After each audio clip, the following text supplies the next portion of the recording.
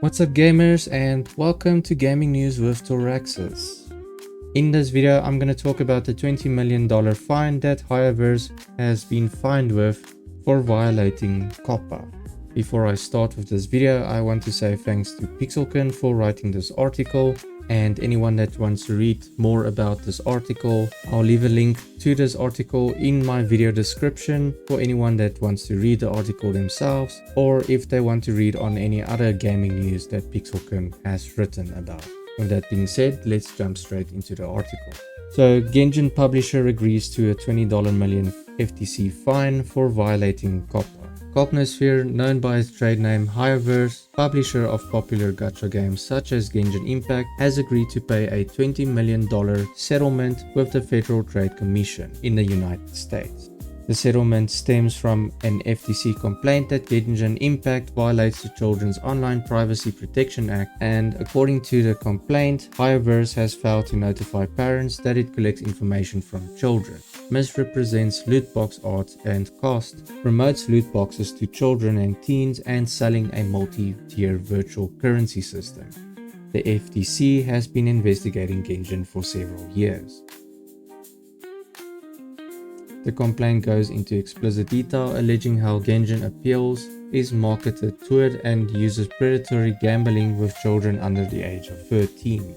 Okay, well, so first thing first, I don't understand why parents actually allow children at the age of 13 to play games, especially games like this. First of all, Genshin is a mobile game and you can also play it on PC. So what child is sitting at the age of 13 playing games on mobile or on PC? I feel that parents have become more relaxed in terms of monitoring what their children are doing. I could be wrong. I mean, if you're a parent, you would know what's best for your child. I just feel that children should not be playing games at that age. They're still growing, and they need to spend more time outside. Speaking out of experience for myself, I actually grew up with gaming, and I think I also started playing at the age of 13. But back then we didn't have predatory gambling systems in the games. So considering the fact that games have changed so much, I wouldn't say that a child of 13 years old is supposed to play games like these, especially if it involves predatory systems like this, with loot boxes and stuff. That's just plainly asking for trouble. But let's get back to the article. So they say here are some juicy bits. Despite knowing specific users are under the age of 13, HoYoverse has continued to collect. HoYoverse has continued to collect, use, and disclose personal information from these users' Genshin Impact accounts without seeking verifiable parental consent. HoYoverse requires consumers to engage in a complicated and confusing series of in-game transactions to open loot boxes involving multiple types of in-game virtual currency with different exchange rates. The purchasing process obscures the reality that consumers commonly must spend large amounts of real money to obtain 5-star heroes. To reliably acquire 5-star prizes, players must spend real money, often in large sums, to open loot boxes.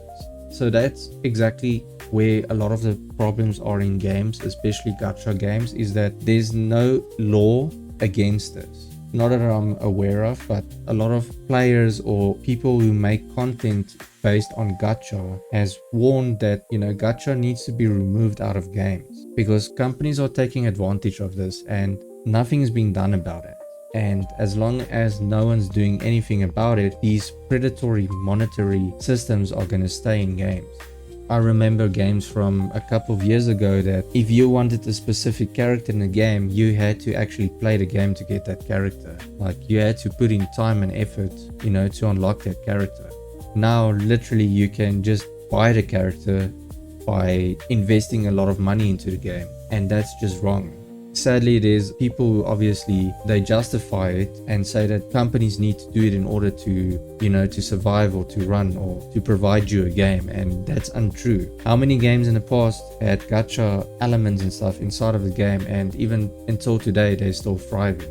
A game doesn't need gacha in order to, to stay alive. In general, I think a lot of gacha games die because too many characters or new characters are introduced and they expect you to spend money on every new character that releases. Anyway, let's continue here. So, considered as a whole, Genshin Impact's confusing series of real and virtual currency rates from dollars to Genesis crystals to Primo gems to wish tokens to loot boxes in mismatch and uninitiative denominations serves to mislead consumers, especially children and teenagers, about the amount of money that players spend on loot boxes on an ongoing basis, and the amount of money that players would likely need to spend to obtain certain prizes. HoYoverse does not warn parents, children or teenagers at the point of download that the company makes money on a game by selling loot boxes, that the odds of winning featured prizes are very low, or that users can easily spend hundreds of dollars trying to obtain a single rare loot box prize. Consumers could not have reasonably avoided these practices that led to financial losses to themselves or their households. Personally, for me, I don't think that's the issue, even if you made parents or teenagers or children aware of the fact that you need to pay in the game in order to obtain items from loot boxes and stuff. I don't think that would have changed anything, because a lot of people would have just ignored reading the message in anyway, or the warning. I mean, let's be honest, how many people read terms and conditions these days? So giving a warning about stuff like this, it's not really gonna fix the game itself. In general, I think they should just remove gacha altogether from the game. If you want a character, you can either complete quests to unlock the character, or make it that it's a one-time purchase to unlock the character, or something like that. Why specifically do you need to do gacha in order to unlock a character? That just doesn't make sense for me. Like, why do you need to gamble or encourage teenagers or children of 13 years old to gamble for a character? And obviously, knowing some companies, they are going to charge you a very big amount in order to just buy the character. So even if they had to remove the gacha from the game, they're still going to charge you a lot of money just for that character. You can look at prices from easily $50 or $100 just for a character, maybe even more. And that's actually pretty sad if you take how many games out there cost around $50 just to buy a full game. Now imagine paying $50 for a character. Like, how do companies actually get away with this? Continuing here, we read that the comprehensive complaint also mentions using popular children's streamers to promote Genshin, and how the game's art style, animation and storytelling appeals to the under 13 crowd.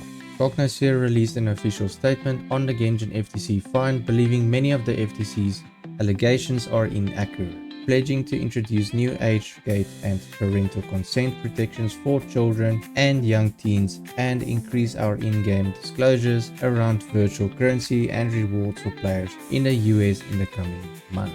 Let's be honest, what's that actually gonna change? It's not gonna stop children of 13 years old to put money in a game, to gamble.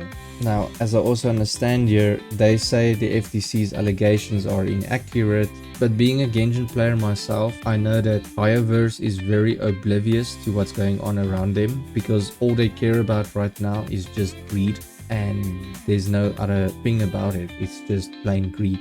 They don't care about anything else.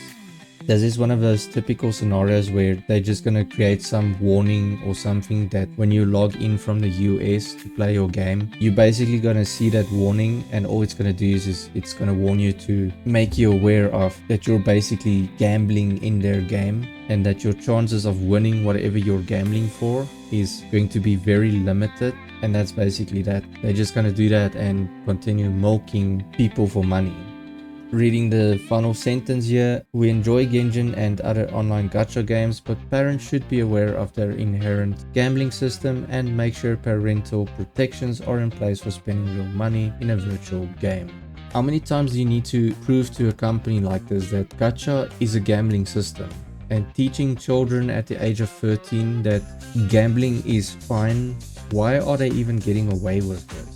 Like, no offense, I have nothing against Genshin. Genshin is a pretty awesome game. I play it daily, but it doesn't mean that I agree with the gacha game or the gacha element of any of the gacha games. Gacha never used to be a thing until a lot of your knights in white shining armor started promoting gacha as if it's a normal thing. And I feel that more people should stand up to this. You know, they should stop gacha games or gacha in general from taking over other games.